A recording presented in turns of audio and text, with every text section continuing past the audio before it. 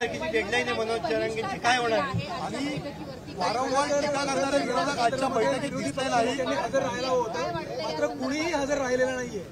या संदर्भात खरं म्हणजे अतिशय महत्वाच्या विषयावर आजची बैठक आयोजित केली होती. त्या बैठकीला सर्व पक्षीय नेत्यांना निमंत्रण दिलं होतं आणि त्या बैठकीला सर्वांनीच उपस्थित राहण्याचं मान्य केलं होतं. काही लोकांनी व्हीसीद्वारे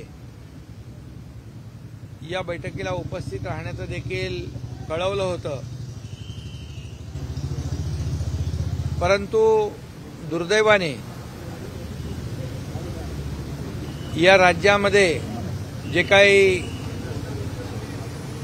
ओबीसी आणि मराठा समाजामध्ये जे काही वातावरण निर्माण झालेलं आहे, महाराष्ट्र असाच पेटता राहावा, जातीय तेढ निर्माण होत राहावी, अशा प्रकारचं महाविकास आघाडीचं धोरण, त्यांची भूमिका आजच्या या त्यांच्या अनुपस्थितीमुळे स्पष्ट झालेली आहे. खरं म्हणजे महाराष्ट्र हा पुरोगामी आपलं राज्य आहे. या राज्यामध्ये सर्व जातीपातीची लोक गुण्यागोविंदाने राहत आहेत, खेळीमेळीच्या वातावरणामध्ये राहत आहेत आणि राज्यामध्ये कधी अशी कटुता आली, अशा प्रकारच्या घटना घडल्या, अशा प्रकारचे प्रसंग आले तर सरकार पक्ष, विरोधी पक्ष, सर्व पक्ष लोक एकत्र येऊन या ठिकाणी साधक बाधक चर्चा करून त्यामध्ये मार्ग काढत असत. अशा प्रकारची एक बैठक 1 नोव्हेंबर 2023 रोजी झाली होती आणि या बैठकीमध्ये देखील काही ठराव मंजूर केले. परंतु आता महाराष्ट्रामध्ये 2 समाजामध्ये शांतता प्रस्थापित झाली पाहिजे, दोन्ही समाजाला न्याय मिळाला पाहिजे. म्हणजे मराठा समाजाला न्याय देत असताना ओबीसीचं नुकसान होऊ नये, ओबीसीवर अन्याय होऊ नये, ही भूमिका सरकारची कालही होती, आजही आहे. तीच भूमिका आजच्या बैठकीमध्ये देखील त्यावर चर्चा केली. परंतु महाविकास आघाडीला मी मगाशी म्हटल्याप्रमाणे या दोन्ही जातीमध्ये संघर्ष, तेढ निर्माण व्हावी, तशाच प्रकारची ती जो काही तेढ आहे किंवा जो संघर्ष आहे तो तसाच कायम राहावा आणि आपली राजकीय पोळी त्याच्यामधून भाजून घ्यावी, अशा प्रकारचं जे काही चित्र किंवा त्यांची भूमिका ही आज महाराष्ट्रासमोर उघड झालेली आहे. आणि म्हणून आंदोलनकर्त्यांनी देखील या बाबीचा निश्चित विचार करावा की मराठा आणि ओबीसी या समाजाबद्दल किती प्रेम आहे या लोकांना, याचा देखील विचार करावा. आणि खऱ्या अर्थाने सरकारची भूमिका स्पष्ट आहे, सरकारचं धोरण स्पष्ट आहे. मराठा समाजाला देखील आम्ही आरक्षण दिलं 10%, कायद्याच्या चौकटीत बसून सुप्रीम कोर्टाच्या डायरेक्टिव्ह, सुप्रीम कोर्टाने जी ऑब्झर्वेशन मांडली, सुप्रीम कोर्टाने ज्या त्रुटी दूर मांडल्या, त्या त्रुटी आम्ही मागासवर्ग आयोग स्थापन करून, गठीत करून ते आरक्षण आम्ही दिलं. तेही आरक्षण रद्द व्हावं यासाठी मार्च पासून जे कोणी पिटिशन दाखल ज्यांनी केलेलं आहे त्याचाही चेहरा उघड होईल, तेही कोणाचे लोक आहेत तेही स्पष्ट होईल. म्हणजे तुम्ही कधी आरक्षण दिलं नाही, तुमच्या हातात होतं मराठा समाजाला न्याय देण्याचं, तेव्हा तुम्ही त्याला वंचित ठेवलं. तुम्ही स्वतःची राजकीय पोळी भाजली, मराठा समाजाच्या जीवावर नेते झाले, सरकार आलं, सगळं आलं, सत्ता मिळवली, परंतु मराठा समाजाला वंचित ठेवण्याचं काम केलं. आणि आम्ही मराठा समाजाला न्याय दिला, 10% आरक्षण दिलं, ते रद्द व्हावं म्हणून देखील प्रयत्न जे लोक करतात हे देखील निंदनीय आहे. आणि म्हणून या ठिकाणी ओबीसी आणि मराठा समाज या दोन्ही समाजावर अन्याय होऊ नये ही भूमिका सरकारची आहे. निवडणुका तर येतात जातात, परंतु या राज्यामध्ये सर्व समाज गुण्यागोविंदाने राहिले पाहिजे, ही भूमिका आमची आहे आणि ती भूमिका आम्ही अनेक वेळा स्पष्ट केलेली आहे.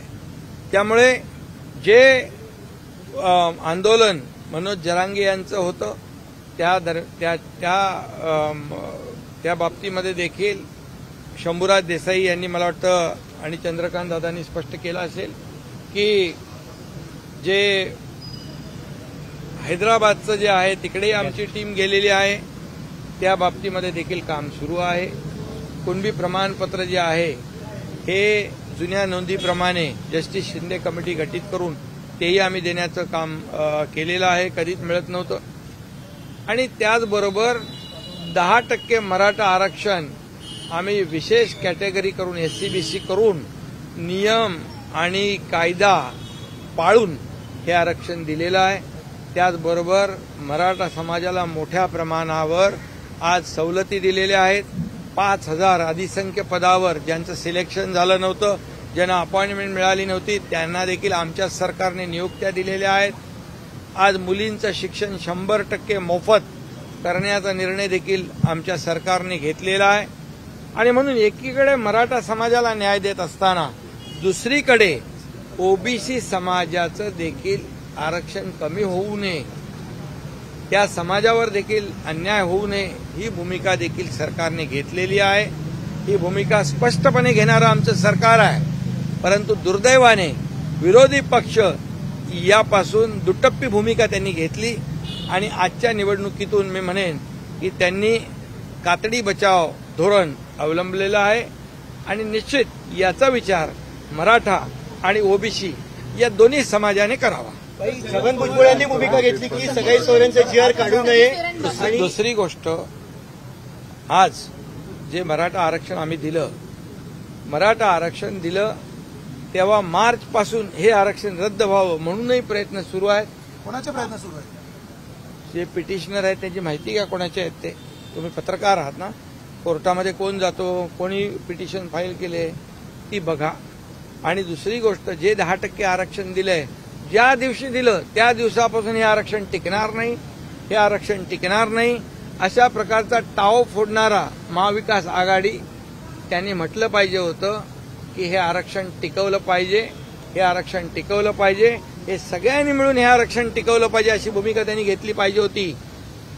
आणि या आरक्षण दिल्यामुळे आज नोकर भरतीमध्ये, आज शिक्षणामध्ये मराठा समाजाच्या मुलांना प्रवेश मिळू लागले, मराठा समाजाच्या मुलांना पोलिसांमध्ये नोकऱ्या मिळू लागल्या.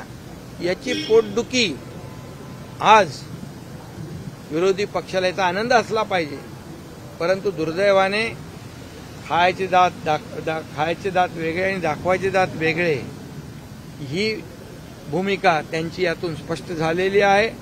त्यामुळे पुन्हा मी एकदा सांगेन, सरकारची भूमिका बदलली नाही, बदलणार नाही. सरकार पूर्णपणे या ठिकाणी कायद्याने काम करते आहे.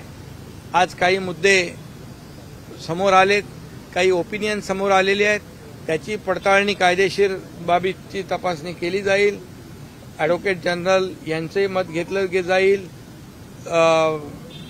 विधी व न्याय विभागाचंही मत घेतलं जाईल आणि जे योग्य आहे ते त्याचा निर्णय सरकार घेईल, एवढंच मी या प्रसंगी सांगतो. पुन्हावरही अन्याय सरकार करणार नाही. छगन भुजबळ यांच्या भूमिकेवरती उद्या बोलणार छगन आहात. भुजबळ यांच्या कशा प्रकारे ही बातचीत होणार आहे आणि कोणत्या मुद्द्यांवर ही चर्चा होईल? कोणाशी? तेलंगणाच्या मुख्यमंत्र्यांशी तुम्ही हा, बातचीत करणार आहात. त्या बाबतीमध्ये देखील आमचे 11 अधिकारी गेलेले आहेत तिकडे. 11 अधिकारी गेलेत, काही 7,000 डॉक्युमेंट सापडली आहेत. आणि म्हणून मराठा समाजाच्या तरुणांनी देखील हे लक्षात घेतलं पाहिजे, आतापर्यंत कधी कुणबी प्रमाणपत्र मराठवाड्यात मिळत नव्हती. जस्टिस शिंदे कमिटी गठीत करून ज्यांच्या कुणबी नोंदी 1967 पासून आहेत अशा लोकांना कुणबी प्रमाणपत्र देण्याचाही निर्णय घेतला आणि त्याप्रमाणे कुणबी प्रमाणपत्र मिळू लागली. त्याचबरोबर हेही आम्ही सांगितलं की कुणबी प्रमाणपत्र जे पात्र आहेत यांना मिळालं पाहिजे. यामध्ये कुठेही बोगसपणा असता कामा नये. यामध्ये कुठल्याही प्रकारे कुठल्याही अधिकाऱ्यांनी चुकीचं काम केलं तर त्याच्यावर देखील कठोर कारवाई केली जाईल, असं मी यापूर्वी देखील म्हटलेलं आहे. त्यामुळे मला वाटतं मराठा समाजाने मग सारथीचा असेल, अण्णासाहेब पाटील आर्थिक विकास महामंडळाच्या माध्यमातून जवळपास 70,000 तरुणांना स्वतःच्या पायावर उभं केलेलं आहे. त्याचबरोबर सारथीच्या माध्यमातून मोठ्या प्रमाणावर लोकांना जे काही उच्च शिक्षण असेल, त्या म्हणजे नोकऱ्या असतील, या बाबतीमध्ये देखील सारथीच्या माध्यमातून देखील न्याय मिळाला आहे. नवीन नवीन जॉब ओरिएंटेड कोर्सेस आपण सुरू केलेले आहेत, त्याच्यामध्ये आणखी भर घातलेली आहे. आणि त्याचबरोबर या ठिकाणी ओबीसीसाठी देखील ज्या योजना आहेत त्या योजनांमध्ये देखील आणखी आम्ही वाढ केलेली आहे. त्यामुळे कुणालाही भेदभाव आम्ही केला नाही. सारथी असेल, महाज्योती असेल, बार्टी असेल, सगळे जे आहेत यांना हे सर्व मुलं जे आहेत सरकारच्या समोर एक समान आहेत, हे धोरण आम्ही ठेवलेलं आहे.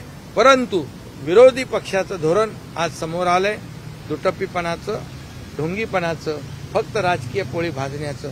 यासाठी पुन्हा एकदा मी सांगेन, मराठा समाज आणि ओबीसी समाजाने याची जाणीव ठेवावी आणि यांना ओळखावं.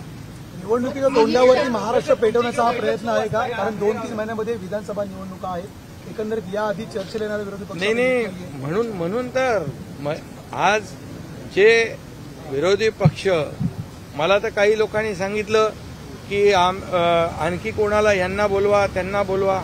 मी नाव सांगतो, बाळासाहेब थोरात स्वतः मला बोलले, पृथ्वीराज चव्हाण साहेबांनी बोलवा. त्यांनी पत्र दिलं, त्यांनाही आम्ही निमंत्रण दिलं. काही लोक VC-वरून जॉईंट होणार होते.